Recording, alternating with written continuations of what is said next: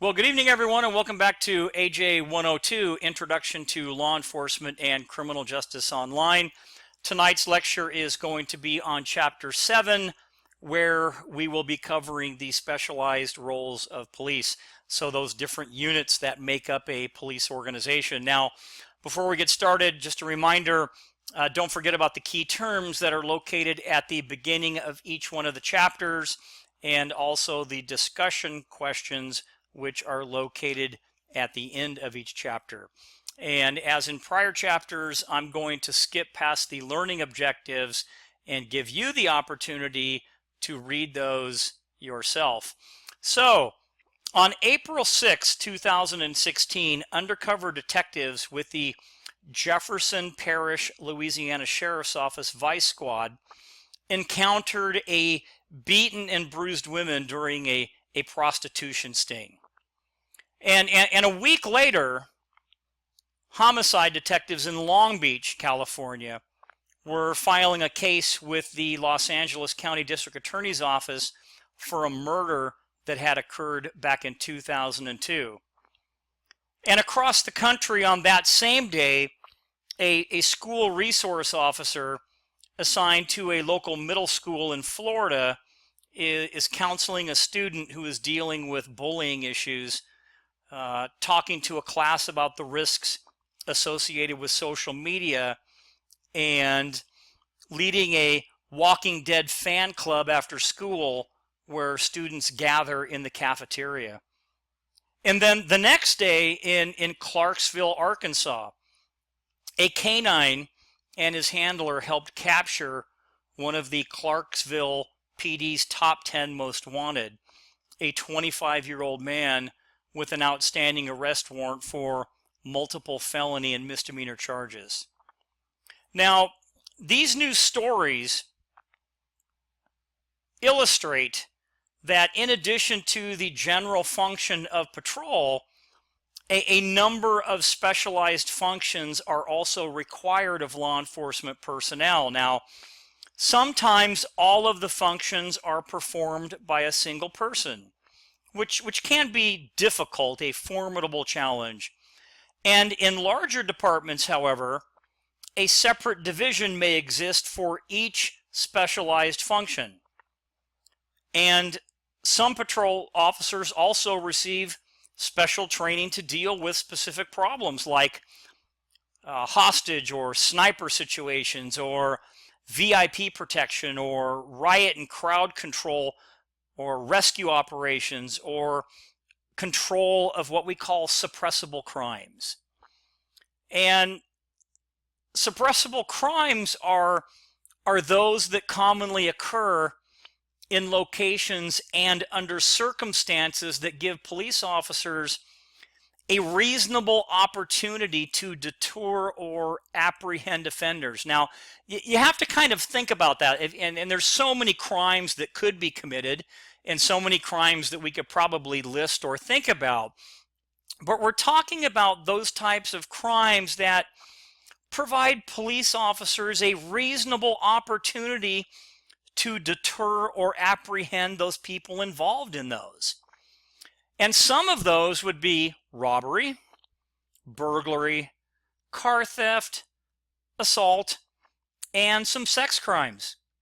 And what are some other ones that you think that could be out there that officers under certain circumstances could actually have a reasonable opportunity to apprehend individuals? Well, one might be, and you may have already thought about it, how about drug dealing in certain neighborhoods, or some gang activity or gang crimes, and those are a couple of other ones. So suppressible crimes are crimes that commonly occur in locations and under circumstances that provide police officers a reasonable opportunity to deter or apprehend offenders. And we've kind of talked about a few of those, and we kind of went on with a few more that weren't listed. Now, such problems also often involve a need for what we would call covert surveillance, or decoys, or or tactics that really patrol officers don't have the time to do. So specialized operations are often used to saturate particular areas or to stake out suspects in possible crime locations. And countermeasures are used to combat street crimes that include things like stings and police decoys to catch criminals. And we'll talk about a couple others as we kind of move through this chapter. So again, specialized operations are used to saturate particular areas or to stake out suspects in possible crime locations. And again, law enforcement will use countermeasures to combat street crimes and use things like stings and decoys to catch criminals. And one of the most cost-effective and productive apprehension methods available would be utilizing some of these type of countermeasures. Now, officers have posed as cab drivers and old women and truck drivers and money couriers and prostitutes and pizza delivery personnel and homeless individuals and gang members and drug dealers in a lot of these different covert operations in order to make an arrest.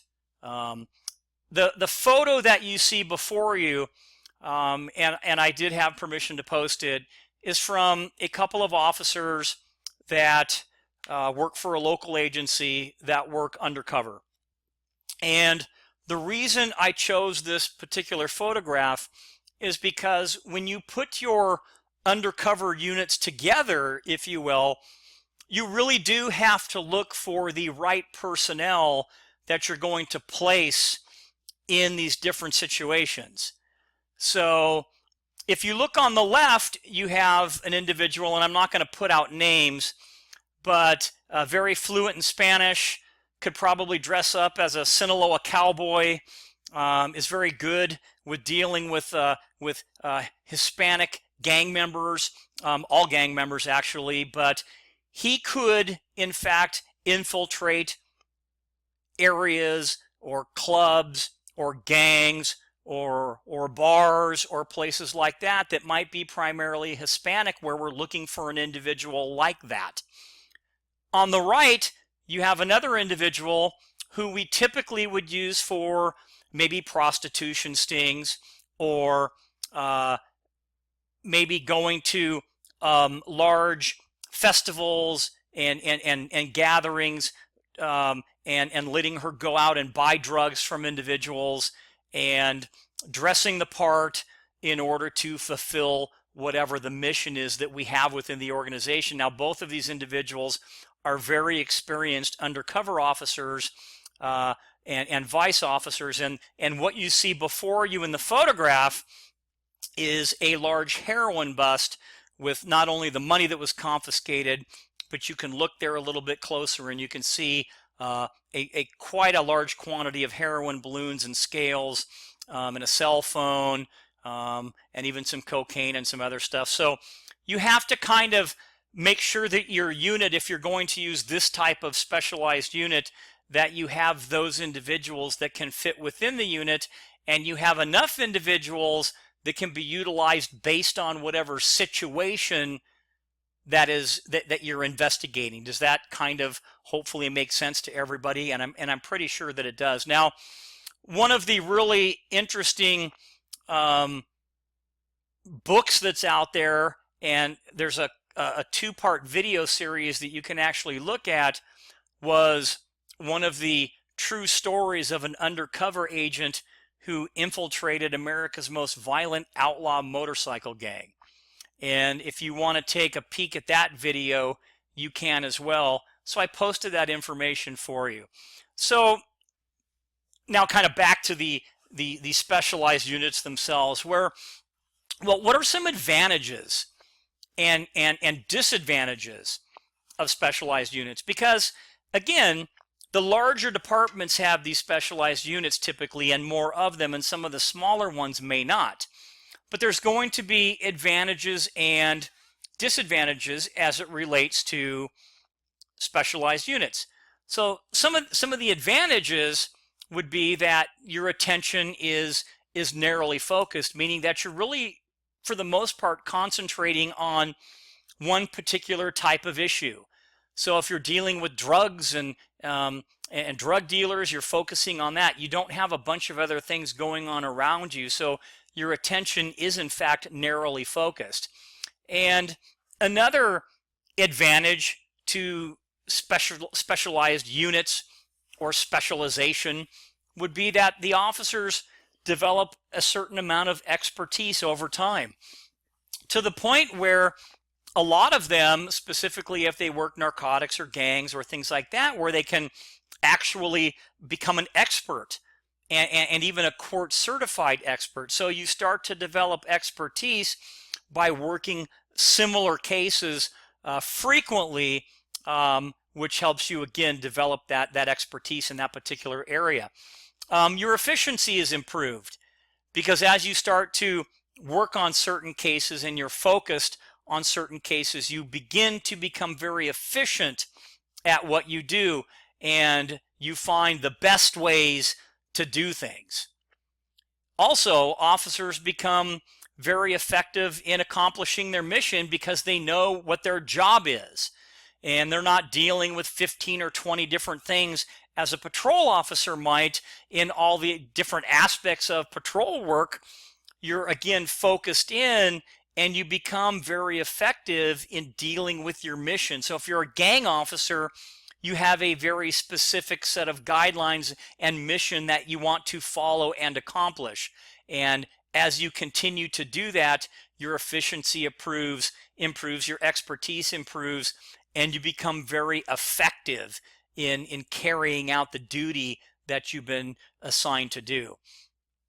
And then finally, it is pretty easy or simple to measure effectiveness based on whatever it is. So if you're a small group of narcotics officers or gang officers or whatever, you are able to define your mission and be effective and efficient in doing your mission, and then you're able to measure your mission success. Now that might be by the service of a certain amount of narcotics warrants, or a certain amount of arrests, or a certain quantity of drugs, or being able to shut down a criminal street gang.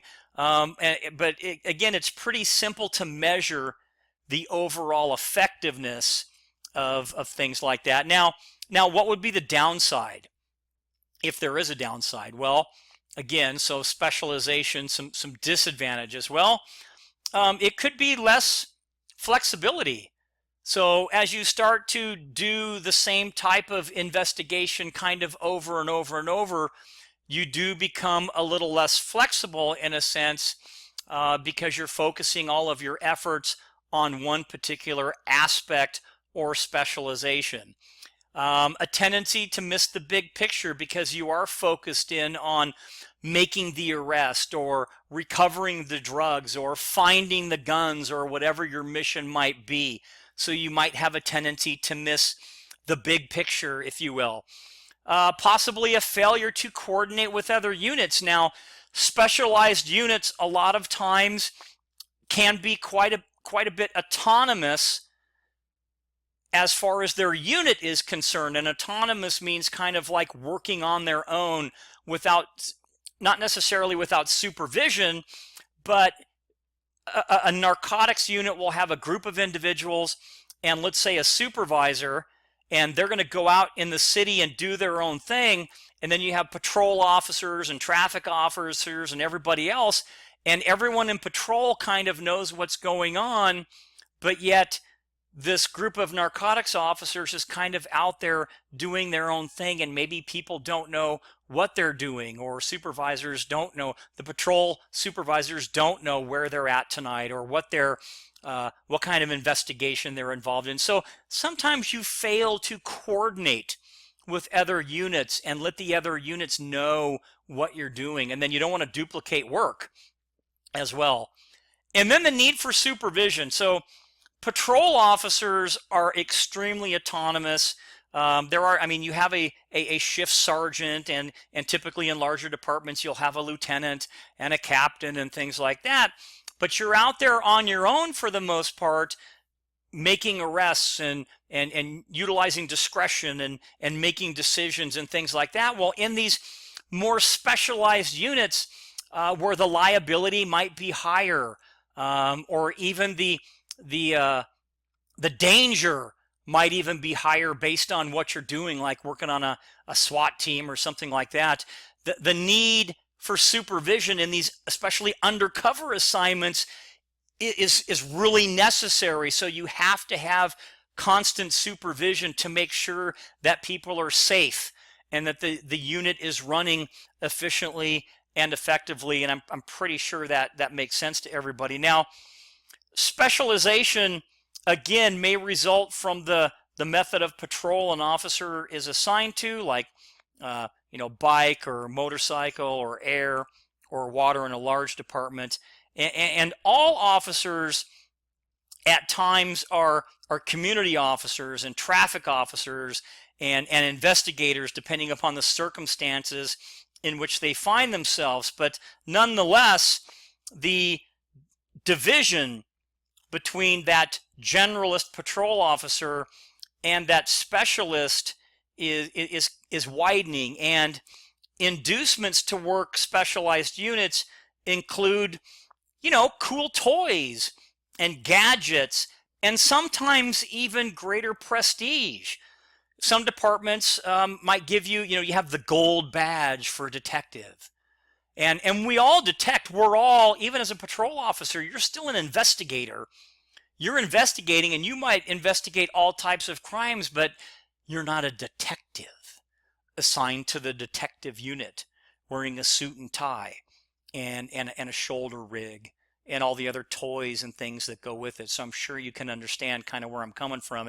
And the attraction of specialty work for experienced officers may seriously affect the quality of patrol officers on the street, because well qualified and skilled generalist officers are also critical to the department. So you can't have all your top performing superstar officers in specialized assignments. Otherwise, you would have all the brand new young individuals, and I don't mean that in a bad way, let's say less experienced or less seasoned in patrol. You still need to have some seasoned veteran officers on patrol. So a balance here is very, very imperative. And although specialization may increase officer effectiveness in certain functions, it also requires greater teamwork to keep the entire department functioning as a cohesive unit. And in no other specialized area is this more critical than the detective unit or investigations. And you've probably seen what an investigator looks like. Now, the photo that you're looking here is a police sergeant that is actually helping out with a crime scene. This is what some of the officers at the Rialto Police Department would wear as a patrol uniform, other than their formal blue uniform. So you can see that even at the patrol level, we're out there handling investigations just like detectives. But in no other specialized area is this more important or critical when you talk about the detective unit. So what are investigators, the detective unit? What do they kind of do? Well, to the general public, the term criminal investigator often brings to mind detectives like you see, or you've seen portrayed in novels or on the radio or in magazines, or probably more on TV. And the detective or investigator single-handedly digs out evidence, collects tips from all the informants, identifies the criminal, tracks them down, arrests them, and brings them to justice, and they do it all by themselves. Now, that's typically what you kind of see on TV, but it's really not. It's not like that. It is in fact quite a bit different in the real world. And I hope to kind of show you this in just a minute. So although investigation is a prestigious assignment, it really is important to note that an investigator with a background and experience with patrol has a distinct advantage in understanding the full spectrum of an investigation from the very initial call to the submission of the case to the prosecutor. And just kind of a couple of points to throw out there. As we talk about this and we look at some of the information that's brought forth in the textbook, it may refer to patrol officer. When you talk about investigator, this may refer to a patrol officer performing investigative duties, a detective, or even a forensic specialist. So, and one of the other things that we kind of want to get out there would be, what do detectives really need in order to be successful? Well, in many departments, first of all, across the country, the detective is a patrol officer. There is no special detective or investigative division. And in other departments, they have a crime scene investigation unit that is able to assist in processing crime scenes. And we'll talk a little bit more about that in just a minute. Now, investigators, they don't determine the suspects to be guilty. Okay, and stay with me for a minute. I know that sounds weird. They remain objective in their investigation. The investigator's job is to seek the truth, not simply proof of the suspect's guilt. Now, so one of the biggest key things that a detective really needs, or one of those characteristics that a detective truly needs, would be objectivity. And that is super important. And if you look at the definition here of objectivity, well, the quality of being objective, okay, but look at some of the other words down below. Look at some of the synonyms, which are words that kind of mean the same thing. Impartiality, absence of bias, absence of prejudice, fairness, neutrality, justice, open-mindedness. Okay, can you see how that really, that quality fits for a detective? Because you don't want to go into a case thinking everybody's guilty. You want to go in totally objective and become a fact finder. And if you do that, then you're displaying these items or characteristics of objectivity. So let's move into what we call the preliminary investigation, and we're staying with detectives and investigators here. So these are actions performed immediately upon receiving a call to respond to a crime scene, and it's usually conducted by a patrol officer, because think about it, if a shooting occurs or something big like that, an in-progress type crime, the first individuals to get there are going to be the patrol officers, not the detective that's back at the station following up on some information or doing things like that. Detectives don't, unless they're looking for suspects or following up leads, they don't go out and patrol every day like a regular uniformed patrol officer. Does that, hopefully that kind of makes sense. Now, the actions that a patrol officer takes as first responders can really determine the value of a crime scene and the value of the crime scene evidence for investigators and prosecutors. So what the officer does when they get there is going to set the stage for success in that entire case, including the follow-up by the investigators, and also when you send that case over to the district attorney's office to the prosecutors for filing.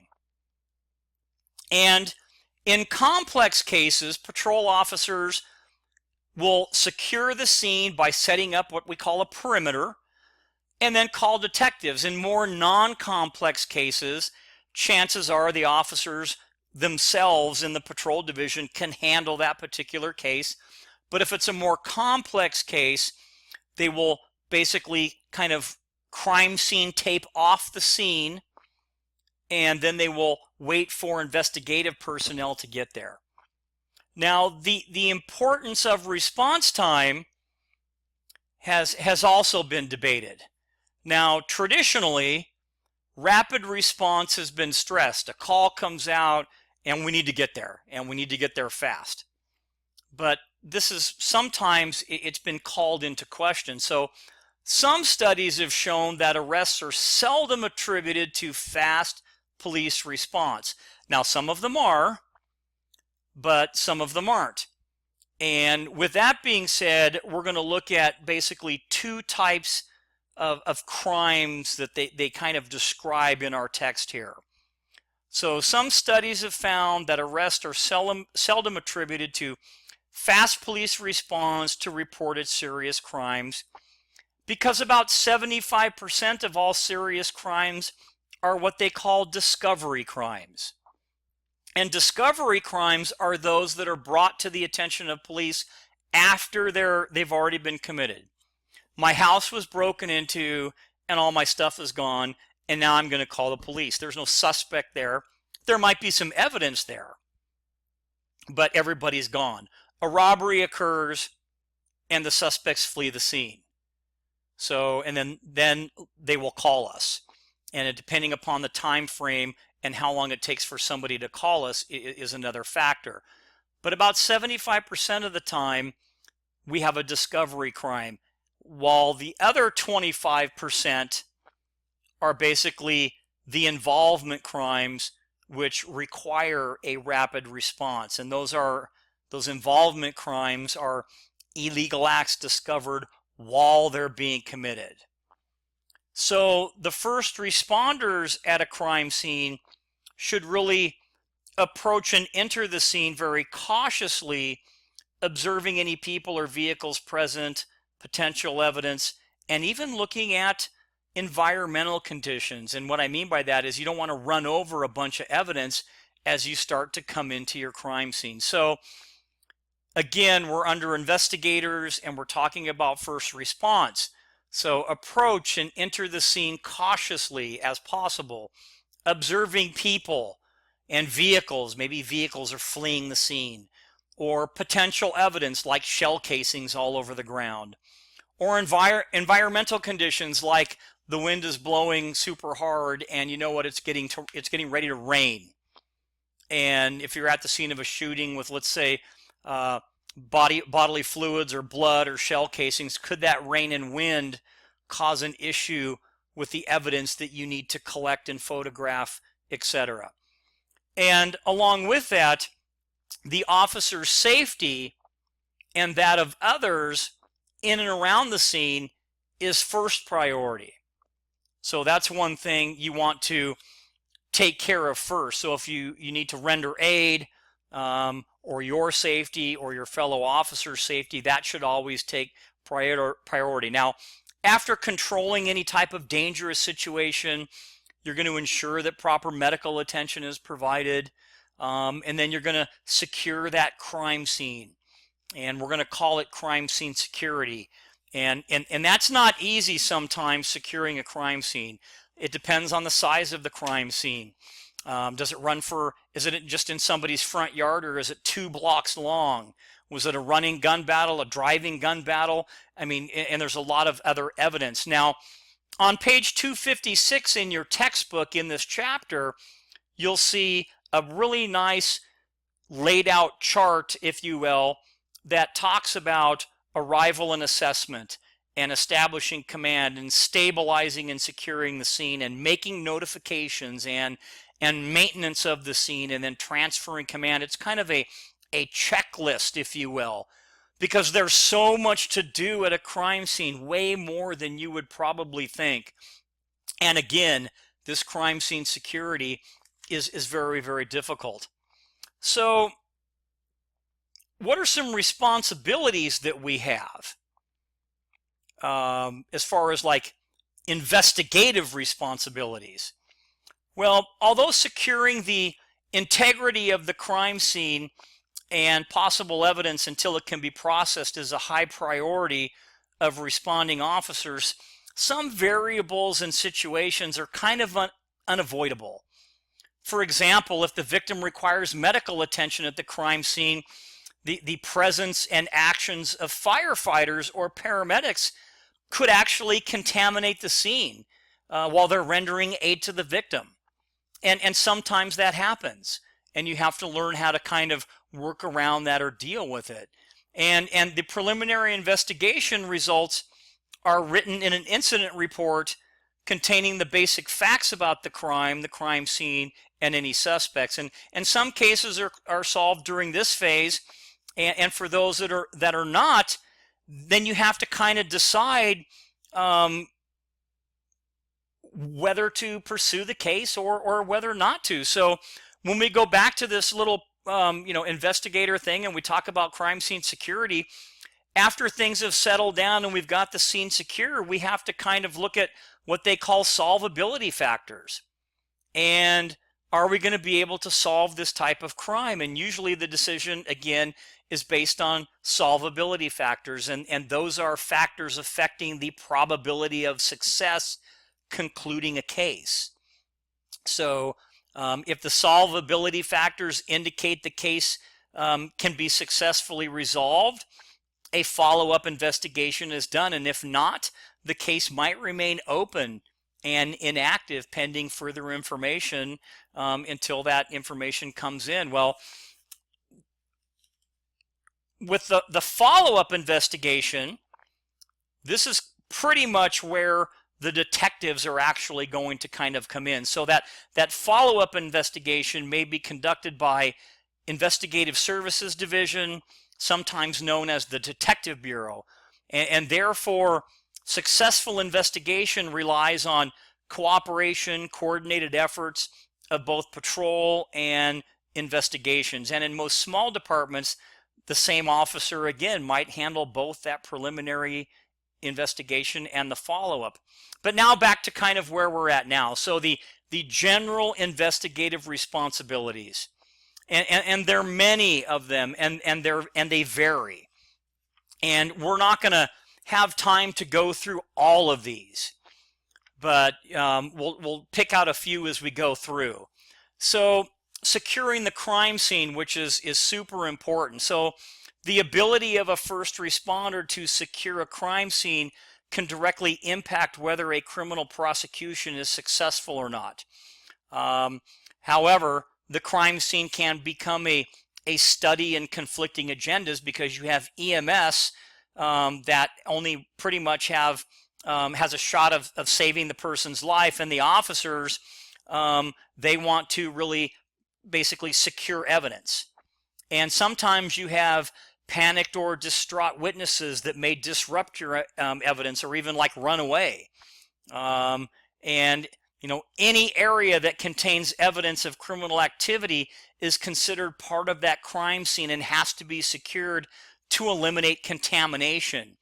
And that is the introduction of something foreign into the scene, moving items at the scene, or even removing evidence from the scene. So all of that is super important, and that's one of the main responsibilities. Now, record relevant information. Well, investigators will record all necessary information by taking photographs and video recordings and making sketches, both kind of crude sketches, maybe on a drawing or sketch they do in the field, and computerized sketches like you can see here. And the one on the top is a 3D CAD program, basically, where you can make a computer drawing of your crime scene, and the one on the bottom would be for vehicles. So they have this both for crime scenes and traffic collisions as well.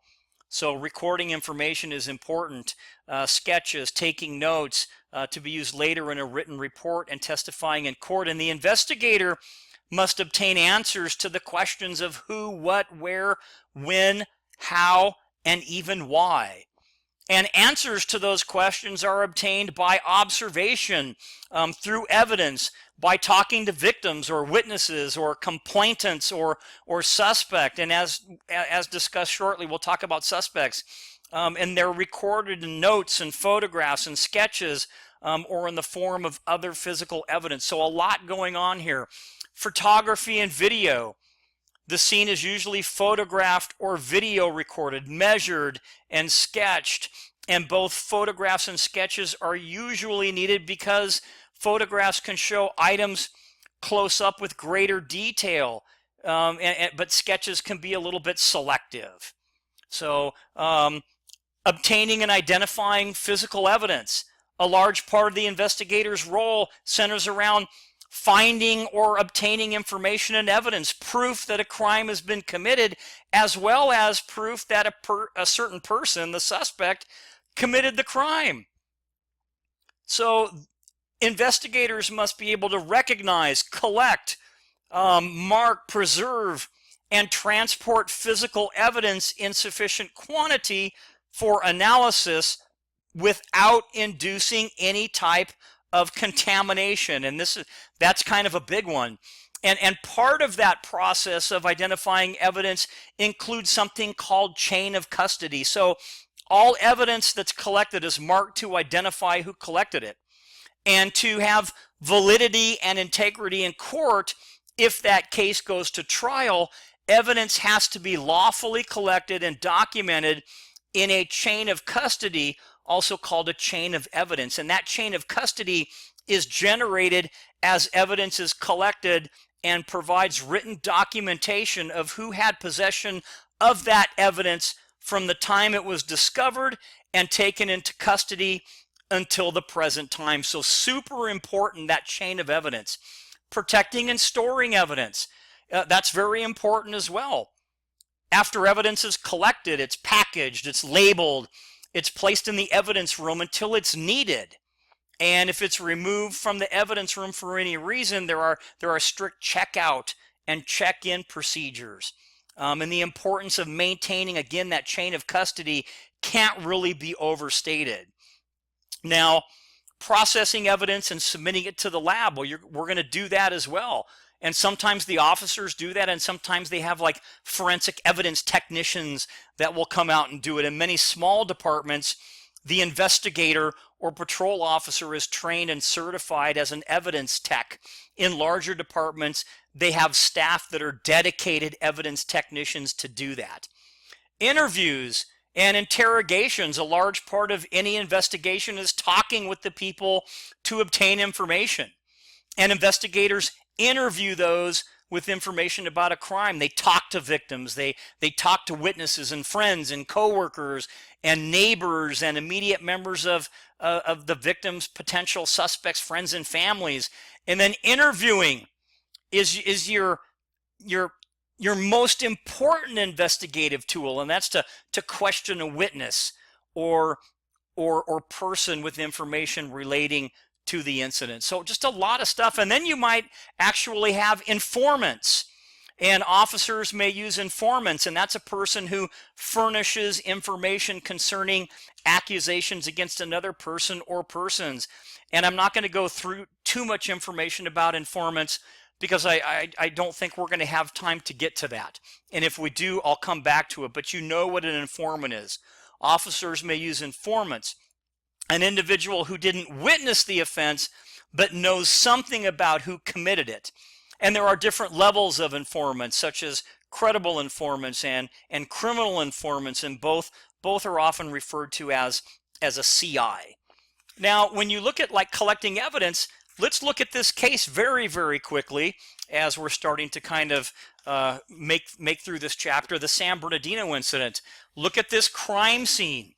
And you can see how they've marked the crime scene. And we're not going to take a lot of time to look at this, but imagine if you had to deal with this. And this is why you have teams of people that come out and teams of, let's say, evidence technicians that come out and actually work a crime scene to make sure that everything is taken care of. And this is a good photograph that shows the chaos that can actually happen at or near a crime scene as fire and EMS deal with many, many victims if it is in fact a large scale type thing.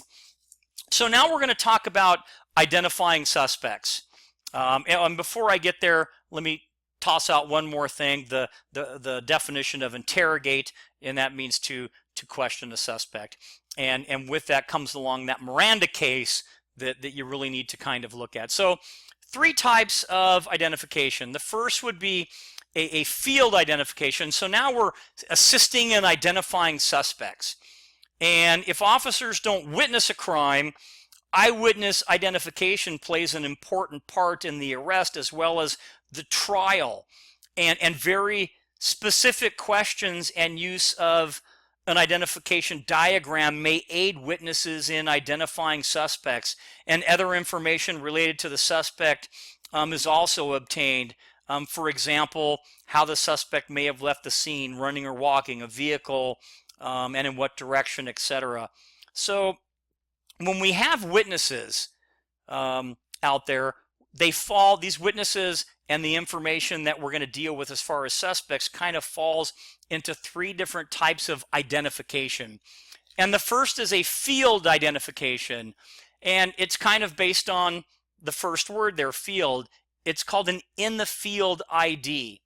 And this one is based on the totality of the circumstances. And a field ID is basically where a individual, there's a crime that's committed, and let's say somebody might be detained a short distance away, and they might bring the witness over to the potential suspect who's being detained in the field in order to either confirm or deny that the individual was in fact involved in the crime. The next one would be what they call a photographic identification, or a photo ID. And most people are familiar with this procedure of having victims and witnesses go through either mugshot books in hopes of finding a person, or basically what we do is we call it a 6-pack. It's where we put together anywhere from 6 to 8 and sometimes 10, but typically 6 photographs of different individuals. The alleged suspect is in one of those photographs, and we have the witness or the victim look at the photographs to possibly identify an individual. And then the last one is a lineup identification, and this is live, where the witnesses or the victim views several persons, one of which would be the suspect, and they're asked to identify them. So when we look at these 3 different photos here, this will add a little bit of context to it. The one in the upper left is what would be considered, let's say, a 6-pack, where you have 6 photographs of an individual, and one of them is the suspect. And again, there's an admonishment that you have to ask or read to the individual, and we're not going to quite get into that. I just want to show you the different types, and the person is asked to pick somebody out. The photograph directly beneath it right here is more of a live lineup, where it's a live situation and people are brought into the room that again are of similar characteristics to the best of the ability of the officers, as long as it's not unduly suggestive, meaning everybody's wearing a black jacket except for one person is wearing a white jacket. That would be a little suggestive. And the individual, the victim or the witness, is to pick somebody out. And the one on the right would be what we called an infield, where somebody is detained in the field because it is believed that they were involved in some type of criminal activity, and we will bring the witness or the victim by, and that witness or victim will be asked to possibly ID the individual. So when we talk about a little bit more about the crime scene investigator, okay, what comes to mind is this thing called MO, or modus operandi. And another way to identify a suspect may be by that MO, the way in which somebody does something. So it's defined as a method of criminal attack specific to an individual offender something specific that they always do when they commit this type of crime. And we're kind of running out of time, but quickly, in the Inland Empire area, which is San Bernardino County, I can give you a little bit of this case because it's actually kind of or should I say ew? Is that better? Where an individual would break into the residence of a lone female and during the evening hours, and part of the MO, or what the individual does, is before he leaves, he would actually tickle the feet of the female enough to wake her up to where she was kind of groggy and see the person a little bit, and the person would leave. Now, he did that on every single crime. Now, this person ended up getting caught, and if you want to know more, we can talk about it later. But that would be a very defined MO, meaning the modus operandi, the method of criminal attack specific to an individual offender. So the case I put in here, which is actually really cool, this link to the Grim Sleeper case, and you will definitely, if you watch this, you'll pick out the MO very, very quick, or at least I think you would. So you are interested in becoming a crime scene investigator. What qualities do you think you would need? And what behaviors would you aspire to learn? So when we talk about the crime scene investigator, this is a specialist trained to discover, identify, document, collect, and process physical evidence of a crime. And the average time needed to complete this certification course is about 3 to 6 months, but it is very, very intense.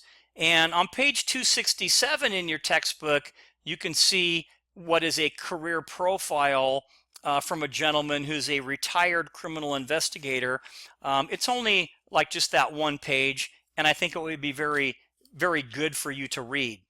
So a crime scene investigator, it's a noun, okay, and this isn't an English class, but it's a specialist trained to discover, like I said, identify, document, collect, and process physical evidence of a crime.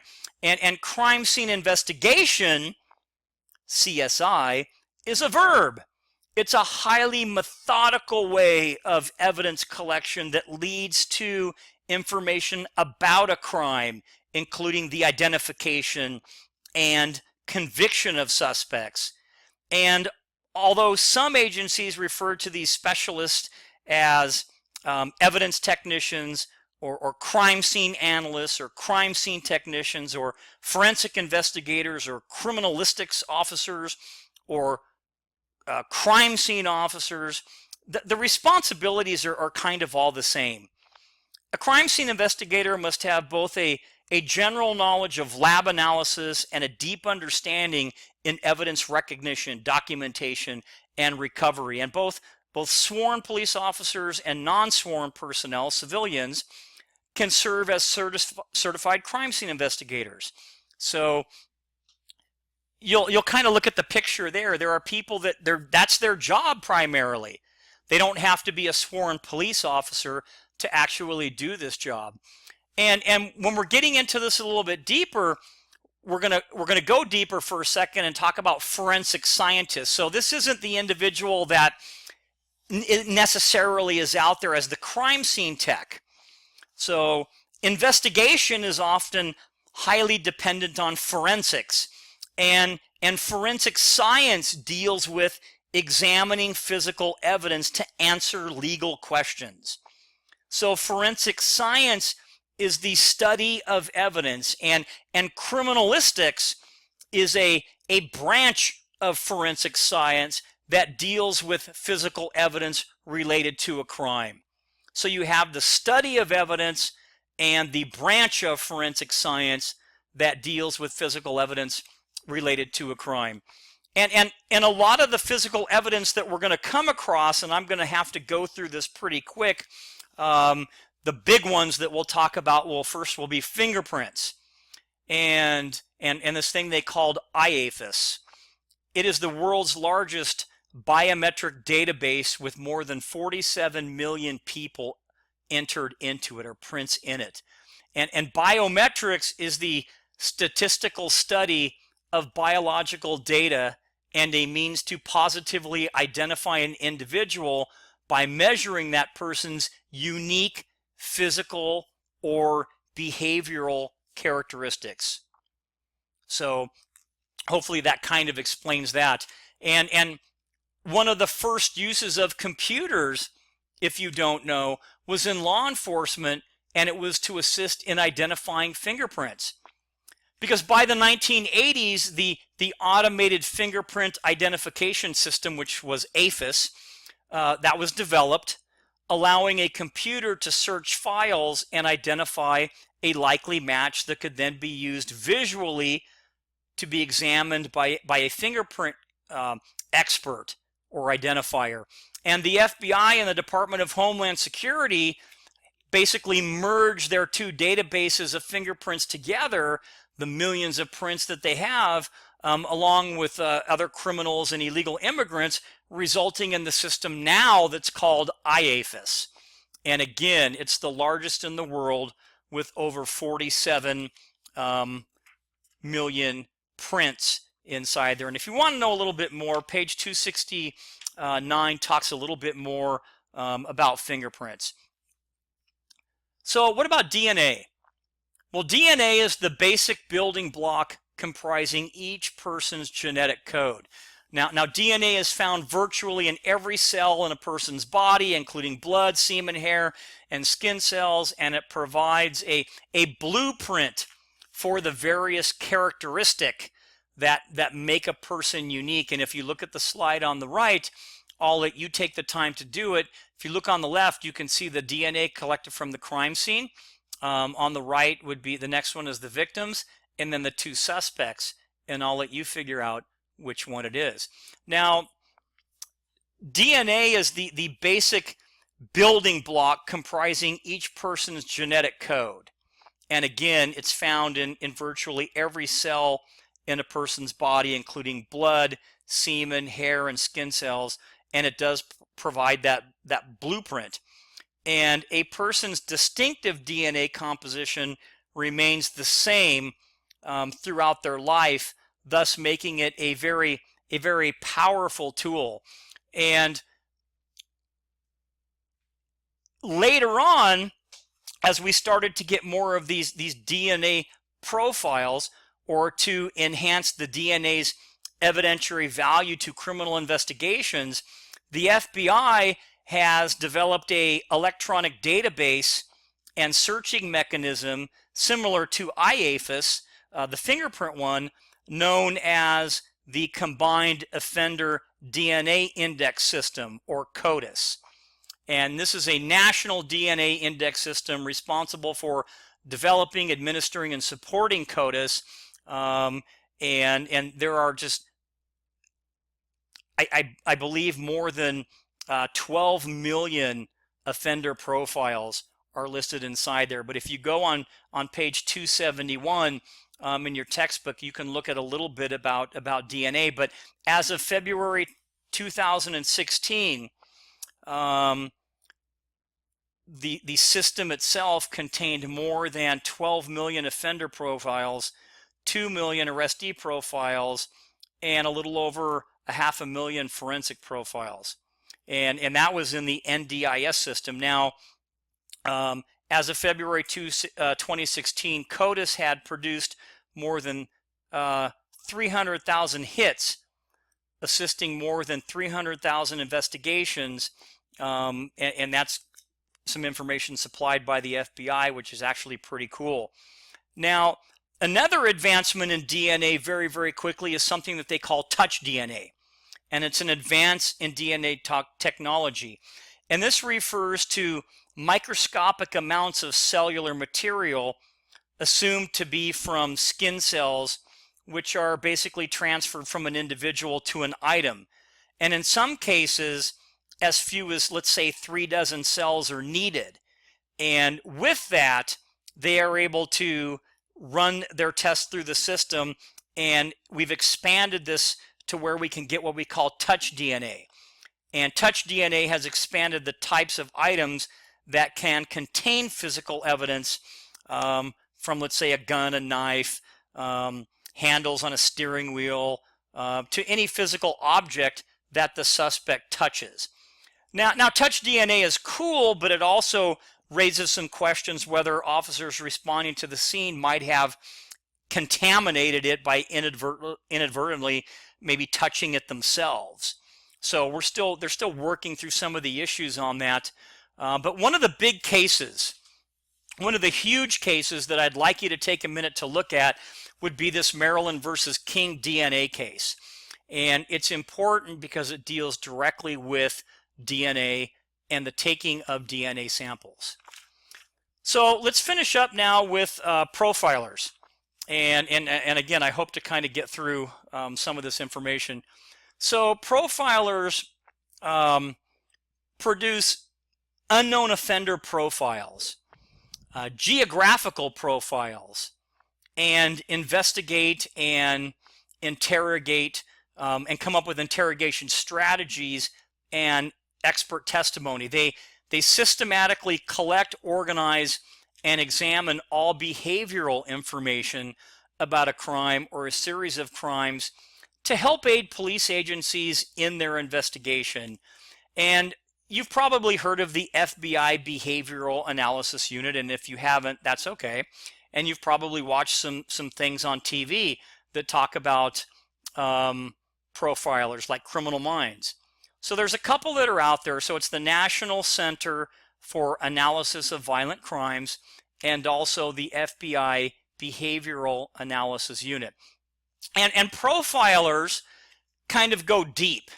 They look into the suspect's personalities and psyches and pathologies and behaviors and develop more complete portraits of serial criminals.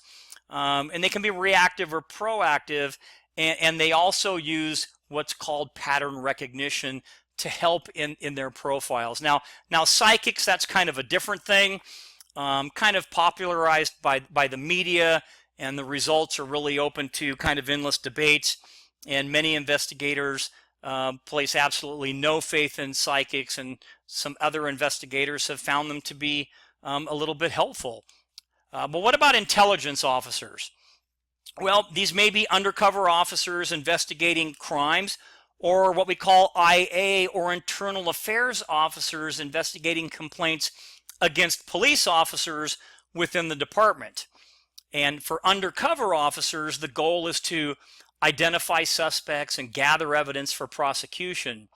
And there are many psychological and physical dangers that we'll talk about maybe in a couple of chapters from now. But undercover officers, it's a dangerous thing to go out there, perhaps maybe even unarmed, to buy drugs or something like that. So you have to think about all the different aspects. So those psychological and physical dangers when it comes to undercover. And then internal affairs, those are the ones, again, that investigate the officers in the department. We now kind of use the word professional standards because it does sound a little bit more professional versus internal affairs. And then really quick, just to hit back on the undercover officers, there are kind of two broad categories of undercover work that are there. And it's either what they call light cover or deep cover. Now light cover or light undercover officers may have a fake ID or work in a narcotics or a vice unit, but usually go home to their families in their sort of normal life, if you will, like any other officer. And they may go undercover and pose as whatever we need them to pose as, a utility worker, a phone repair person, or something to gain access to somebody's place of work, or they may do surveillance or different things like that. Now, deep undercover officers kind of live their roles 24/7 with false ID and a false personal history, and their job is basically to infiltrate some part of a larger group or organization. So that's the difference between that. Well, what about juvenile officers? Well, another specialized assignment is that of the juvenile officer. Police officers are often the first contact for youths in legal trouble. Therefore, it is justifiable and logical to have a juvenile police specialist. I mean, however, though, okay? Because juveniles commit a large amount of crime or a disproportionate number of local crimes. All officers are basically juvenile officers much of the time, whether or not they are specifically assigned to that thing. Now, one of the most identifiable juvenile officers that a lot of departments have would be a school resource officer, and they're there to educate and to counsel, and they are typically armed regular police officers that are assigned to a school campus. Narcotics officers, well, they deal with all forms of narcotics enforcement. And again, you look at the picture on the left, you can see the diversity, if you will, in the types of officers that are assigned, and the amount of drugs that might be going through any in particular city. And I'll talk more maybe at a different time on that particular photo. So you can see the amount of drugs on the left: cocaine, marijuana, and heroin. And on the right, you have a pretty big seizure as well.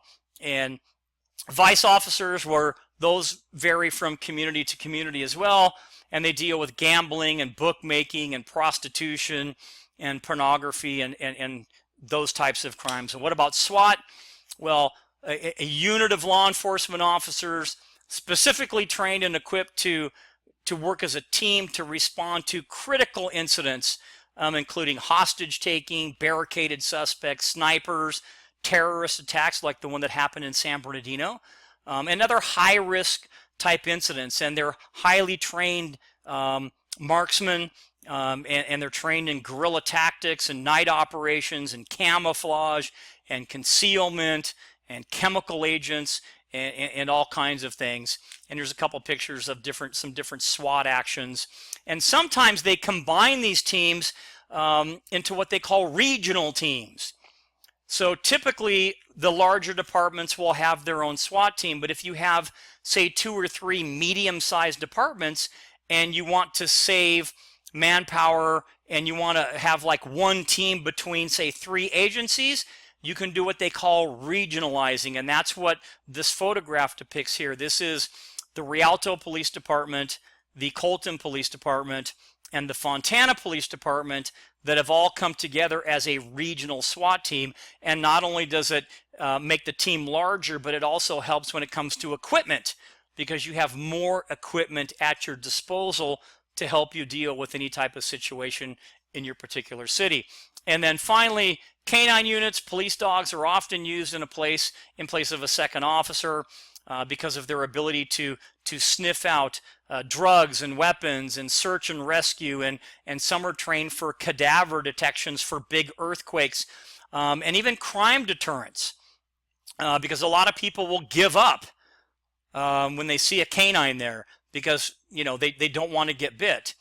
And we do consider a canine a force multiplier in a sense, because a canine can search a big, huge warehouse in probably, well, depending upon the size of the warehouse, maybe a quarter of the time compared to an officer that's going to take forever, or 2 or 3 or 4 officers to walk through an entire warehouse building.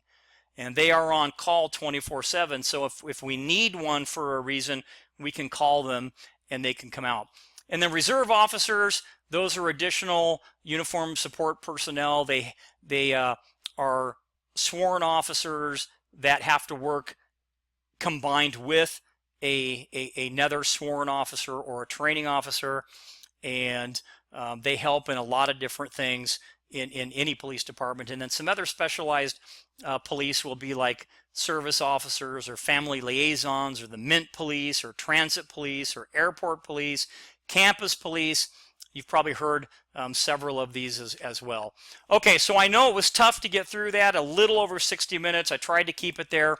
And what that means, however, is that if you want to find a little bit more about some of the subjects that I went over, you're going to have to go back and take the time and kind of read the chapter to add a little more context to the discussion this evening. So that will be the end of the Chapter 7 lecture.